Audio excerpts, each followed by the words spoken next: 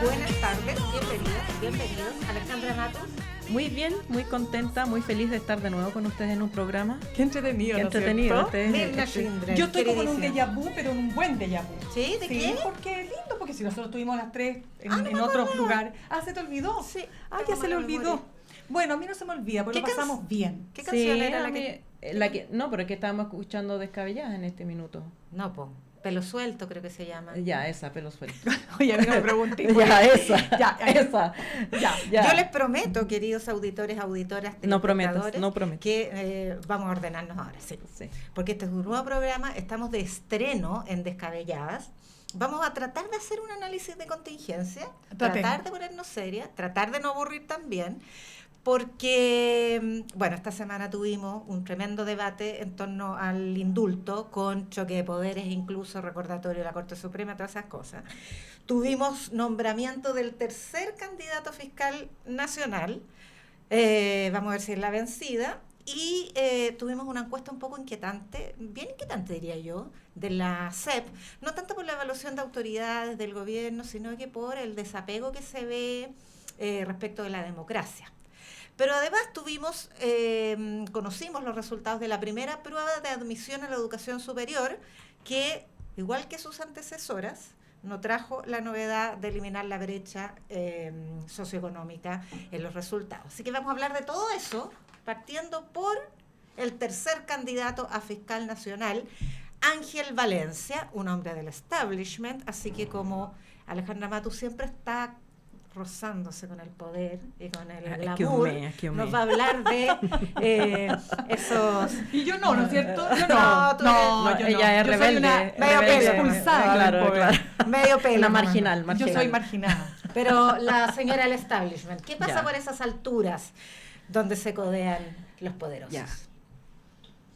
Primero vamos a contar los detallitos, pero lo que quiero decir no está en los detalles. Pero en los detalles, Está el diablo.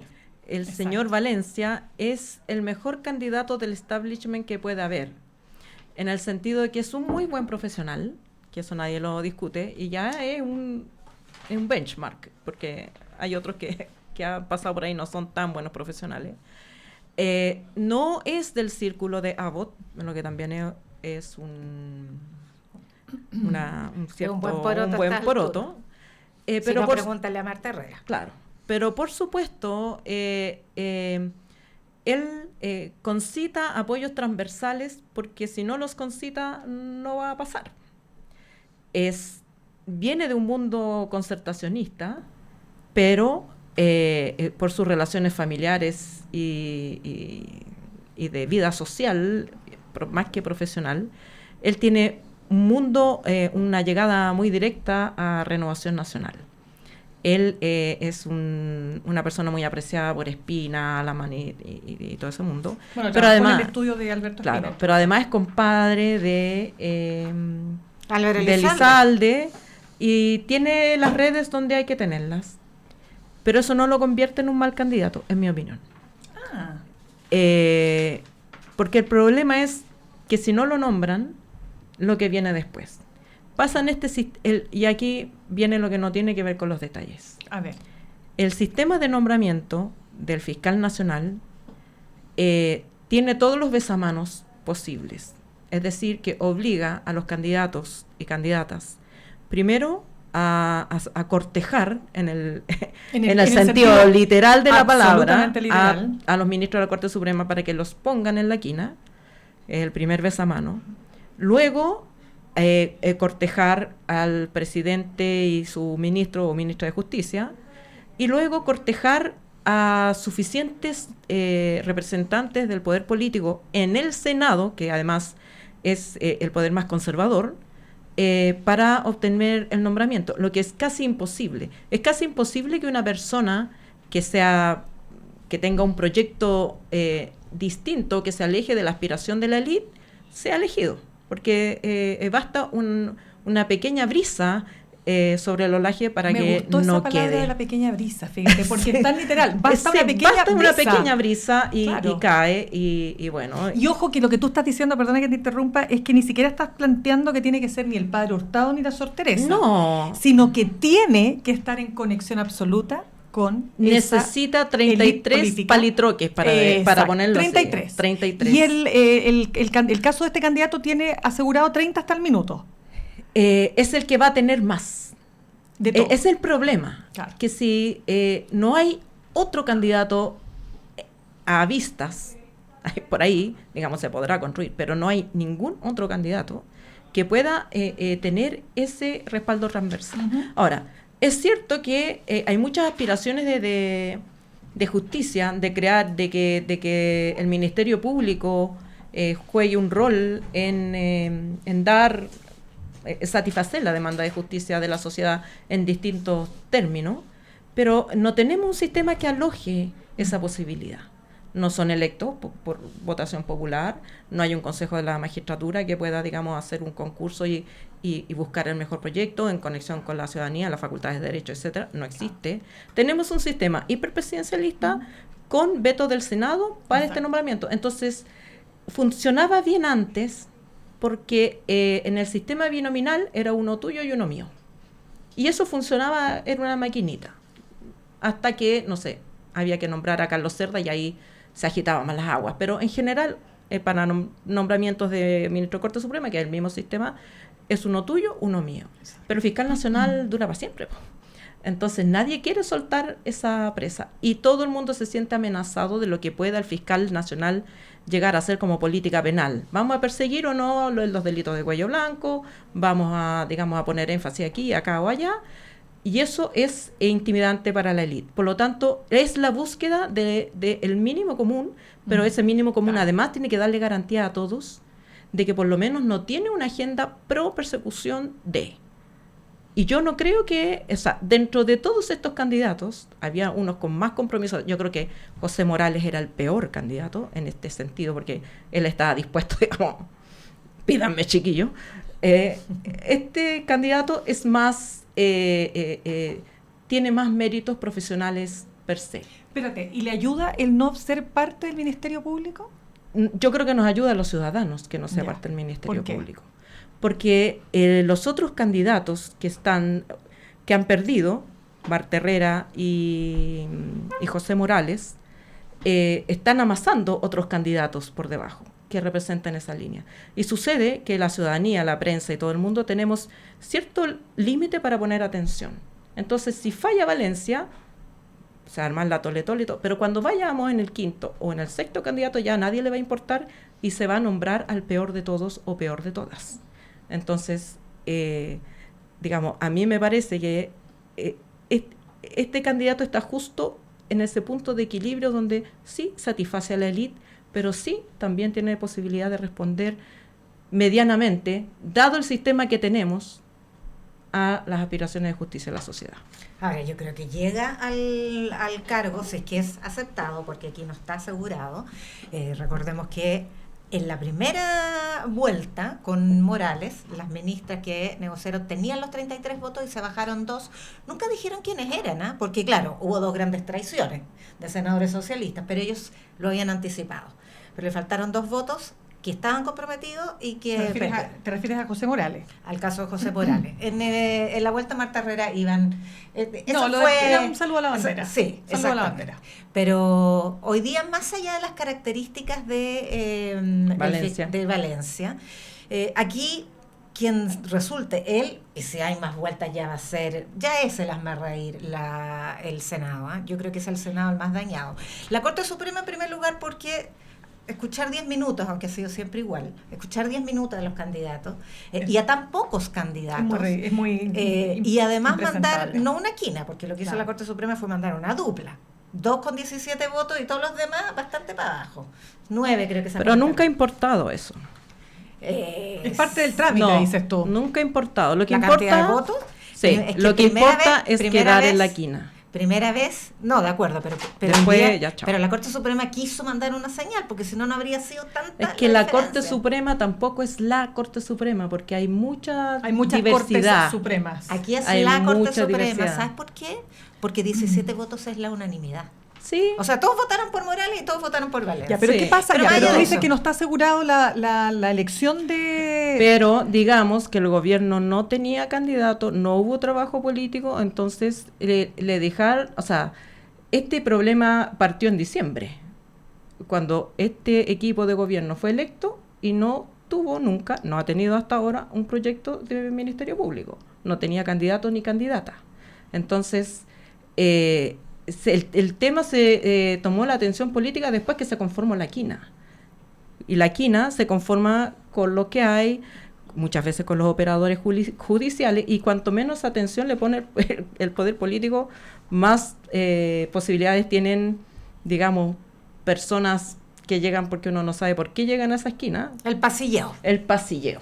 Ya. Entonces, El pasilleo que es el círculo judicial es muy común. el tema, o sea, creo que ponerle a la Corte Suprema como el peso de la definición por el número de votos que obtuvo, no, porque no hubo ahí un debate, no hubo otros candidatos compitiendo. ¿Cuál era el candidato al gobierno? ¿Cuál era el candidato al gobierno? No sabemos. Ahora, es la tercera. Yo lo que quería decir es que aquí sale trasquilada la Corte Suprema por este numerito que siempre ha existido, pero no se le había puesto la atención que tuvo ahora, de ser tan superficial. Uno sabe que escuchó a personas, que se juntó con personas, de hecho lo dijeron públicamente. La vocera Valencia, la vocera Es que no, Vivanco, ¿de qué manera se tú...? juntó. Pero es que Claro, porque ese es el tema que tú dices, se juntan, sí, porque ¿de qué manera tú llegas a la quina? Con el besamano. Los ministros tú que conocen a los fiscales, no los conocen. No, si pero espérame. estoy diciendo exactamente eso, que Claro. en el caso de la Corte Suprema se conjugan la liviandad para enfrentar esto, no quieren participar, si lo dijeron, no quieren participar en una eventual reforma del sistema de nombramiento, ojalá no estuvieran. Pero también se junta esta explicitación de que ahí corre lo que tú mencionas, Alejandra, que es el besamano. O sea, ese es un Es una circuito institucionalidad chico, pequeño, que no es convocante, donde Exacto. no se sale a buscar talentos para No hay un reclutar. headhunter, no hay participación, Este no es la alta nada, dirección no, pública, no. no es la alta dirección pública donde va a llegar es que el además- mejor candidato o candidata a fiscal nacional. Es que también Hablemoslo. el mejor, también, ¿quién es el mejor para qué? Y ese es el tema. Pero- ¿Cuál Como es los el proyecto para es como los Fiscalía Nacional? expertos de el nuevo proceso Claro. constitucional. Claro, pero ¿qué es lo que pasa? ¿Cuál sería ya? Olvidémonos de la institucionalidad vigente. Somos ciudadanas y hablemos como ciudadanas, nosotros estamos acá afuera.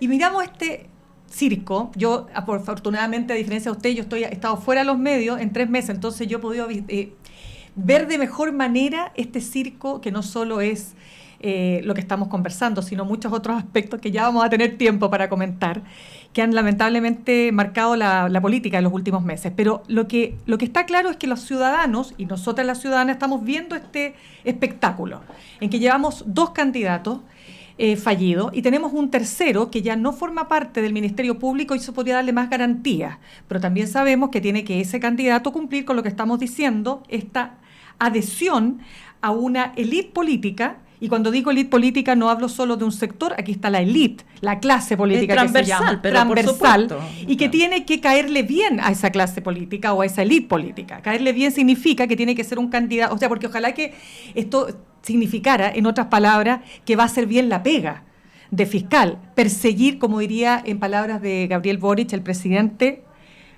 ¿cómo fue la palabra que usó para los delincuentes? Vamos a ser como unos perros. Vamos a ser como perros, ¿no es cierto? Bueno, entonces así, perseguir a la delincuencia, la corrupción, combatir la corrupción, 2 grandes males, particularmente la delincuencia, por cierto. Entonces, lamentablemente, eso no es lo que está puesto en primer lugar. Lo que está puesto en primer lugar, que este personaje, ella o él, en este caso él, sea coherente con lo que esa clase política quiere respecto de su accionar, ¿verdad? Y ahí entonces uno se pregunta si efectivamente este tercer candidato es el mejor hoy día para conducir los destinos del Ministerio Público. Bueno, la verdad Lo eso que pasa menos es importa que en el Senado. Es que no importa, porque el sistema determina esta forma. Entonces, aquí es donde la forma determina el resultado. No es posible hacer un concurso de competencias ni de proyecto porque el sistema no lo permite. El sistema No, lo que exige exacto. es quedar en la quina, ser Y tener seleccionado por redes. presidente Y y tener tener redes. el apoyo del 70% supuesto. del Senado. Cosa que es digamos, es un benchmark que nadie puede superar O en sea, ningún... te encargo el networking que imagínate, tienes que hacer claro, antes de Porque eso. que están agringadas. ¿Por qué Es que como que me puse Es que súper gringa. Oye, es que es que estaba hablando mucho del tema del networking, que en otras palabras significa hacer contactos, hacer tener capital lobby, social. reunir. A usted le invitan a un cóctel y usted dice que lata, no. Algunos dicen vaya, porque ahí hace usted el contacto visual. No. El que te conozcan, pero espera, Pero esto ni es más siquiera que en el esto. cóctel. No, pero Eso es que esto es más. esto Ya. es Esto cama, es familia y barrio. cama. ¿Por qué cama? A ver. ¿Por qué es cama? Porque es con quién te casas, quién es el padre de tu señora, correcto. quién es el padrino de tus hijos, Ya. dónde estudiaste, dónde estudiaron. Esa es. No se hace en el ¿Qué cóctel. dijiste? amorosa. ¿Cama? ¿Qué más dijiste? Familia No, y barrio. Familia y barrio. Cama, Barrio. familia y barrio. Barro también. Oye, Claro, cama, familia y barrio. O sea, esto se decidió cuando el señor Valencia tenía 5 años. Más o menos. Ahí se decidió que podía estar en esta Lo que esquina. está decidido es que esta fue una batalla que doblegó al presidente Boric. Este era el último de sus candidatos, justamente porque Ya, no quería... porque no tenía, y eso lo tiene que asumir el gobierno, perdón. El gobierno sí, no tenía. No tenía. Y una cuando política. tú no tienes, no has perdido.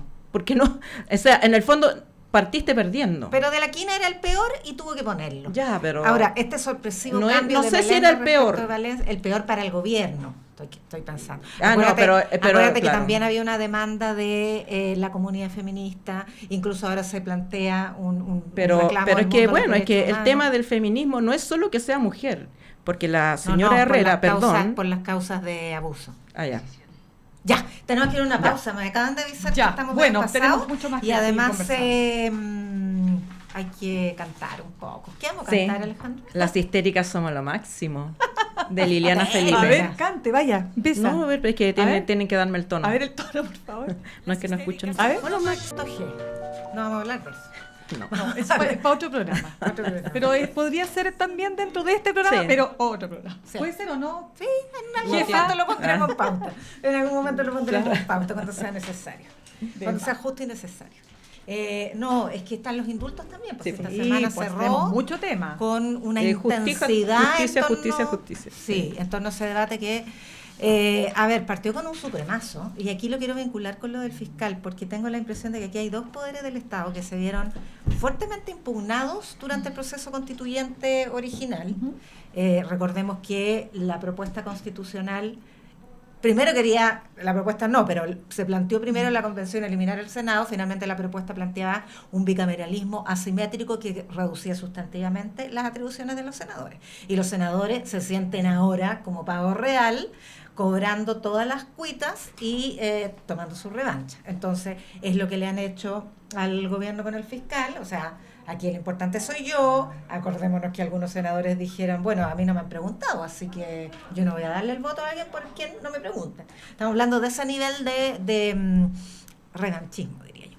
Y en el caso de la Corte Suprema, creo que aquí hizo lo mismo respecto de los indultos, porque tanta sensibilidad. Yo entiendo que el presidente cometió un tremendo error cuando dio la explicación de por qué el indulto a Mateluna. De hecho, el propio abogado que él citó, que el presidente cita, Davor Harasic, lo entrevisté ayer aquí en la radio. ¿Qué te decía? Nuestro amigo Davor. Nuestro amigo Davor. Insiste, la verdad jurídica es la verdad jurídica y no puedes decir que es inocente alguien que fue calificado de culpable. Más allá que él como abogado defensor naturalmente decía que aquí había una serie de irregularidades cuando se estaba gestionando durante el proceso. Claro. Hoy Pero la verdad jurídica no es la verdad Claro. política y eso es lo que el presidente confundió. Pero independiente de eso, a mí me parece que esto de recordarle que existe separación de poderes en Chile, después de un pleno convocado especialmente para eso, deliberar 2 horas y votarlo de manera unánime, salvo un caso que no es que no estaba molesto, sino que quería representárselo de manera no pública, digamos. Es un hecho inédito y fíjate que me fui porque me acordé que Piñera tuvo durante su gobierno, y esto no es por establecer un empate, esto es porque hay estándares de conducta en los poderes del Estado. Y Piñera se la pasó todo su gobierno echándole la culpa al Poder Judicial de la delincuencia. Recordemos que en un minuto hubo unas declaraciones que fueron súper fuertes, en que dijo, los jueces están fallando mal, textual, están tendiendo un manto de impunidad. Y la respuesta fue una tímida reclamación de el que era vocero entonces, Lamberto Cisterna. Entonces yo creo que también aquí hay una suerte de recuperemos el poder, lo recuperamos después de esta impugnación tan violenta de la propuesta constitucional, y ahora las cosas vuelven a su lugar. Nosotros somos un poder del Estado, en el caso de la Corte Suprema, y lo mismo en el caso del Senado. Ahora, ¿qué es el indulto? Obviamente es una promesa de campaña y es lo que dicen los decretos, una manera de pacificar, una manera de dar un cierre a una crisis social y política tremenda que hubo en Chile. Y es una demanda que además satisface la aspiración de un sector político relevante. Había que cumplir el compromiso. Lo que no se dice es, después de tanta derrota, con mayor razón había que cumplir el compromiso de un sector de la base social y política del gobierno que ha estado bien rezagado durante las negociaciones para el segundo proceso constituyente, durante los ajustes del programa de gobierno al nuevo contexto de crisis económica y crisis de seguridad social, etcétera. Entonces, un cariñito. Había que hacerlo y había que hacerlo pronto. Ya, pero ¿tú crees que este era el minuto para hacerlo? Pienso. No. Es que, porque aquí hay dos temas, el timing y los indultados. A ver.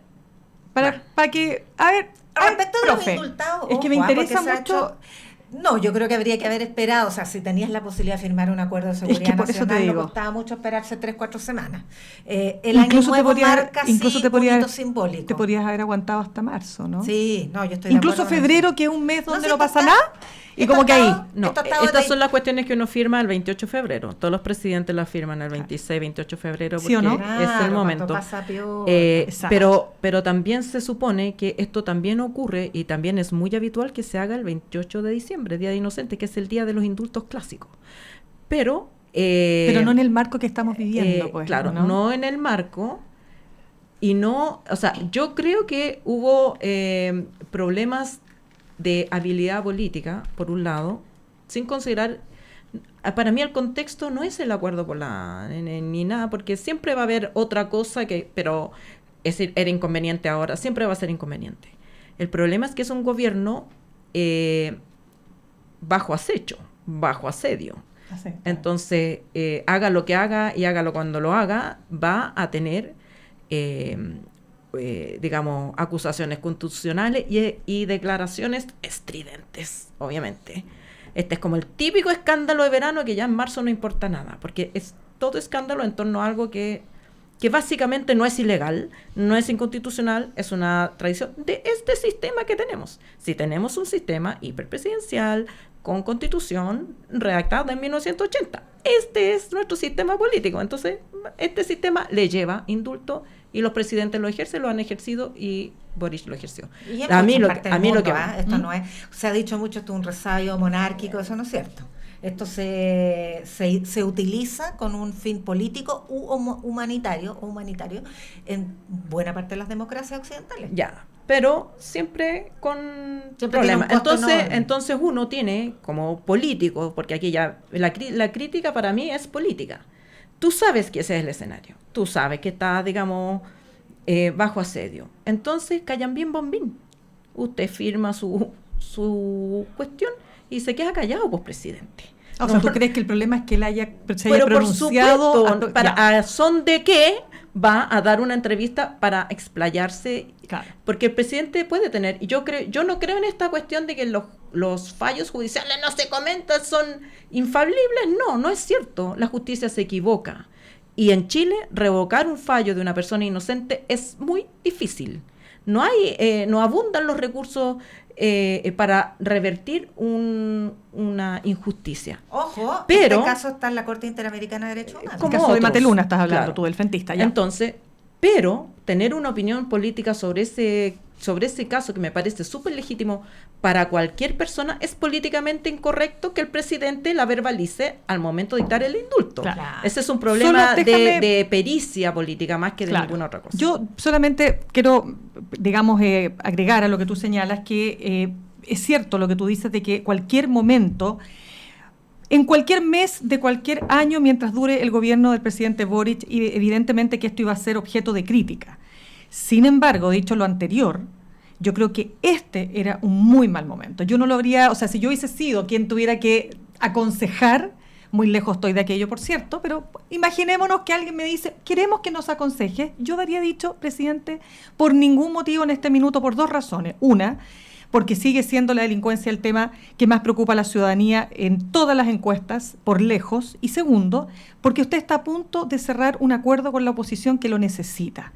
Y tienes a una ministra Toá empoderada que está logrando efectivamente llegar a un buen acuerdo. Entonces, el minuto de hacerlo no era hoy día. Yo habría esperado, como dices tú, no sé, 28 de febrero, no tengo idea, pero creo que ahí, primer punto. Y lo segundo, yo me lo pregunto de verdad, lo de Mateluna, yo no voy a entrar a discutir porque creo que efectivamente lo que dice Davor Harasic es el abogado defensor. Aquí hay un fallo que puede ser justo o injusto, pero el fallo es ese. Fue condenado. Ok.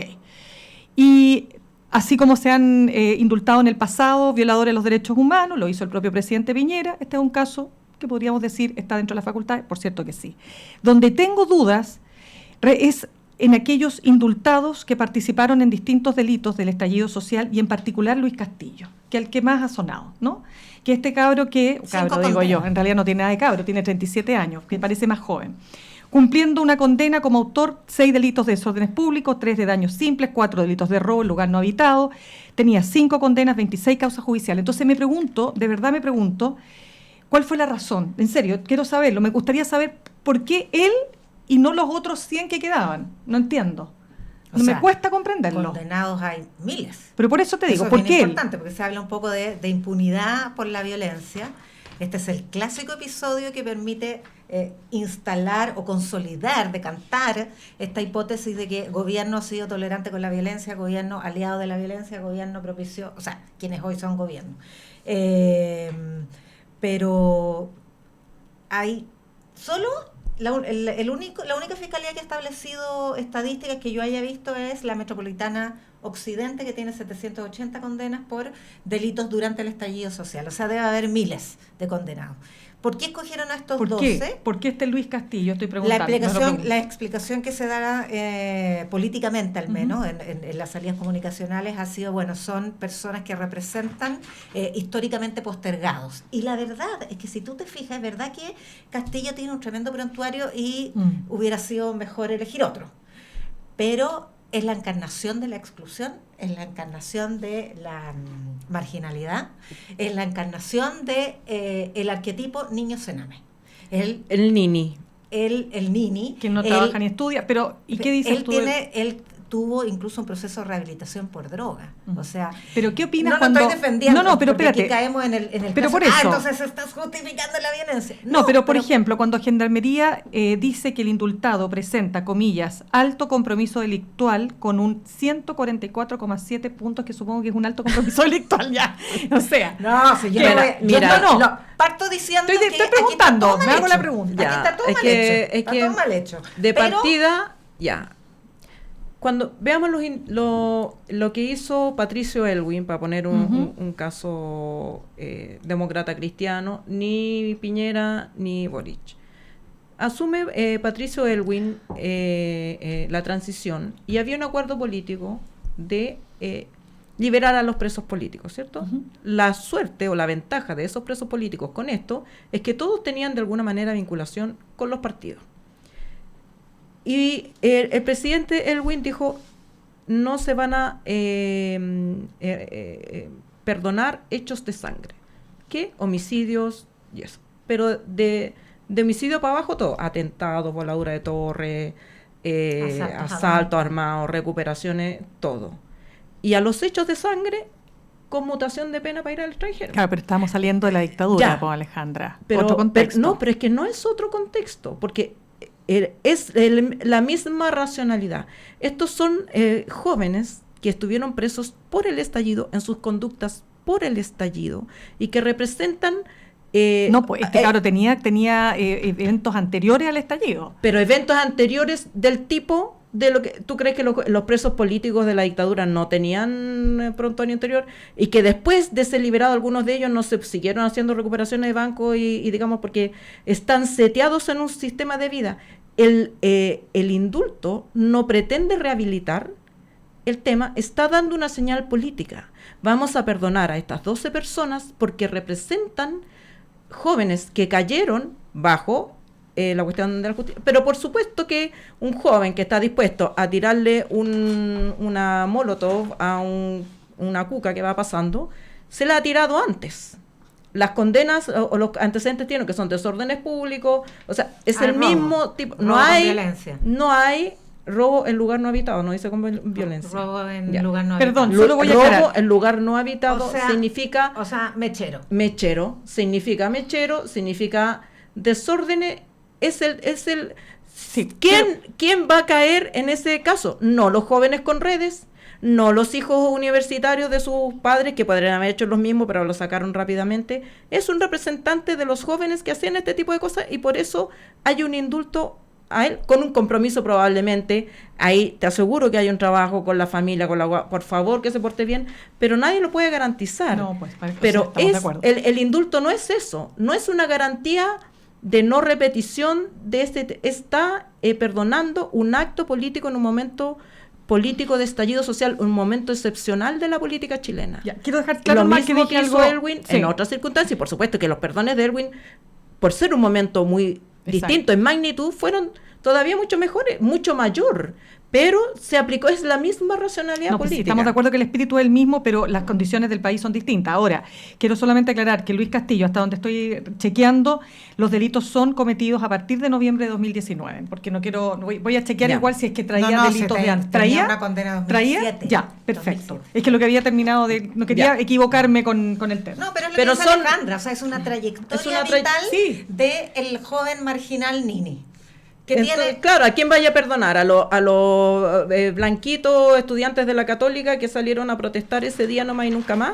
Bien, o sea, a lo mejor también merecen ser perdonados, pero si tú realmente quieres dar una señal de a quién vas a perdonar, ¿a quién se perdonó el 90? A los militantes del Frente, del MIR, digamos, son los jóvenes que, equivocados o no, se sintieron convocados por la política a usar la violencia para oponerse a la dictadura. Bueno, como sea, esta cuestión era un tema complicadísimo para el presidente. Lo que pasa es que nadie tiene los huevos para defenderlo. No, ese es el tema. Es que es difícil defenderlo, pero es que se defiende políticamente. Sí, pero es que Alejandra, es muy difícil defenderlo cuando tú tienes a una ciudadanía que está absolutamente... Es muy difícil defenderlo cuando la ciudadanía está atacada por toda la inseguridad ciudadana. Porque tú no puedes solamente defender ante la ciudadanía lo que la ciudadanía quiere escuchar. Está bien, pero entiéndeme cuán difícil, cualquiera sea tu argumentación, puedes tener la argumentación más preclara y más perfecta y más pura que te da la enseñanza de la cátedra de indulto y no vas a lograr conciliar esta sensación que genera el hecho de que se hayan indultado determinado tipo de personas con determinado tipo de actos delictuales, ¿no es cierto? No vas a lograr generar sintonía ni adhesión. Evidentemente que esto es una medida impopular. Y por eso el gobierno no es, el presidente no es el llamado a defenderla, pero hay fuerzas políticas, hay parlamentarios, pero es muy difícil, hay otros, digamos, que están llamados a cumplir esa labor. Les quiero cambiar ligeramente de tema, no radicalmente, porque tiene que ver con la democracia. Ayer o anteayer, ya se me perdió, la semana ha sido tan intensa, estoy agotada. Se conoció la encuesta del CEP. Sí, pues. Y entre otras cosas llamó harto la atención el hecho que se haya desplomado desde, me parece que el 61% al 49%, la opción, la democracia es la mejor forma el mejor régimen de gobierno. No es primera vez que pasa, eso es importante, pero es excepcional en Chile. Ha pasado un par de veces antes. ¿Vamos a verlo después de esta canción? Ya, pues. ¿Qué canción? A ver. ¿Cuál era la también canción? También te la sabes. Esta era... Tanto se sabe todas las canciones. A ver. Eso. Oye, no esa, Libre y Locas. Ya, pues cántela. Esta no te la puedo cantar porque es rap. Pero bueno, pero te canto la otra. No, si no me la sé, pues. Ya, a ver, escucha las canciones. Estamos de vuelta en Descabelladas. ¿Se dieron cuenta que son descabelladas, mi amiga, no? Entera tirada las mechas, me dijeron. Así, mira.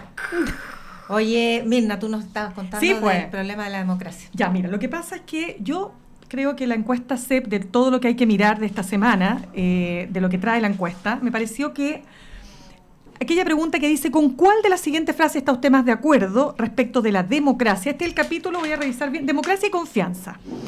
Y fíjense ustedes que todo lo que voy a contarles a continuación para la encuesta CEP muestra diferencias estadísticas importantes. ¿Por qué? Porque cuando se responde, la democracia es preferible a cualquier otra forma de gobierno, que yo creo que seríamos, nosotras tres, me imagino que contestaríamos eso, ¿no es cierto? Ya, pues.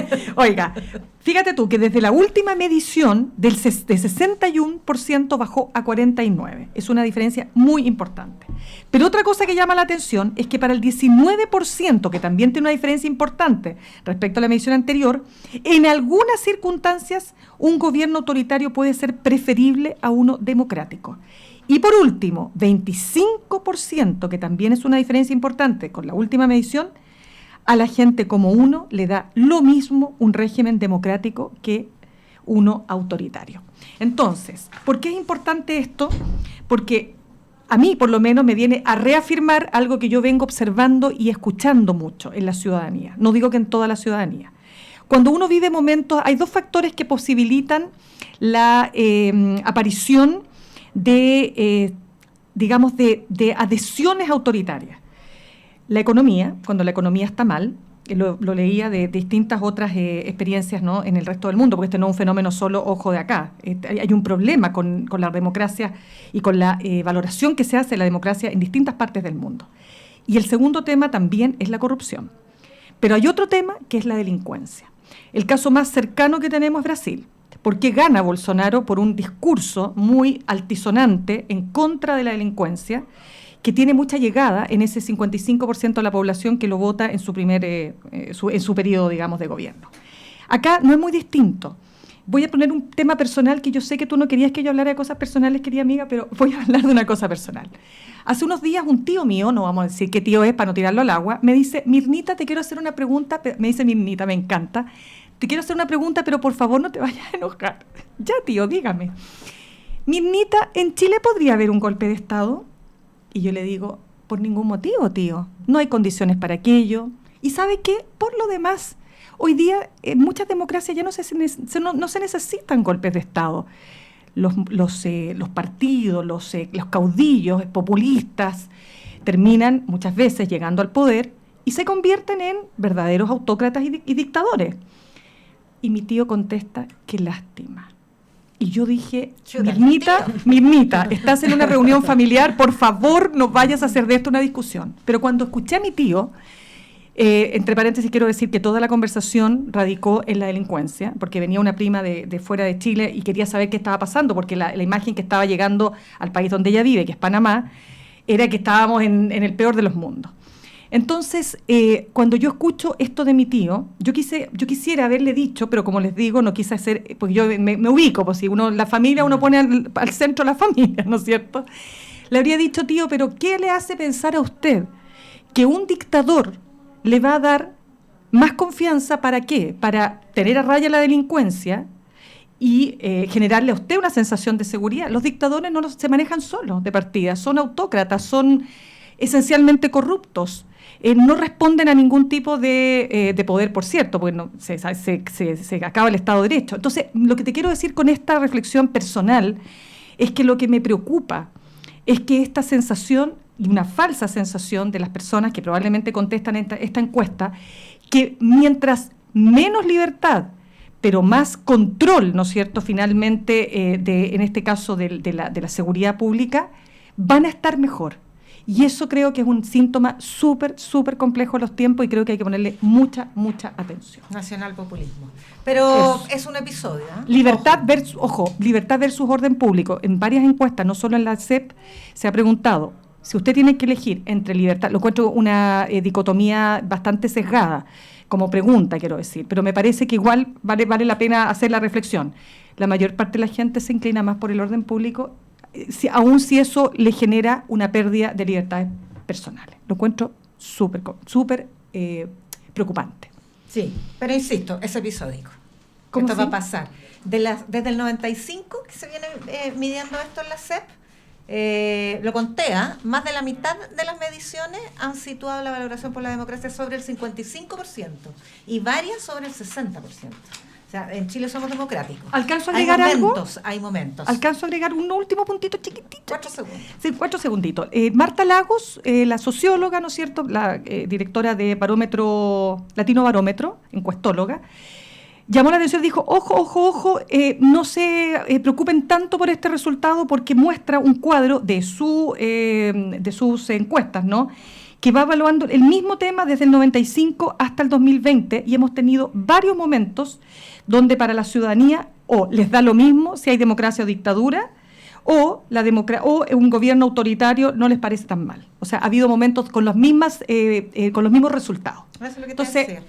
Ahora, también hay un sesgo en esta conversación de suponer que la gente solo quiere o aspira a un gobierno autoritario de derecha. También hay gente que aspira a gobierno autoritario de izquierda. Toda la razón. Y la democracia Exacto. es el sistema menos prevalente a través de la historia.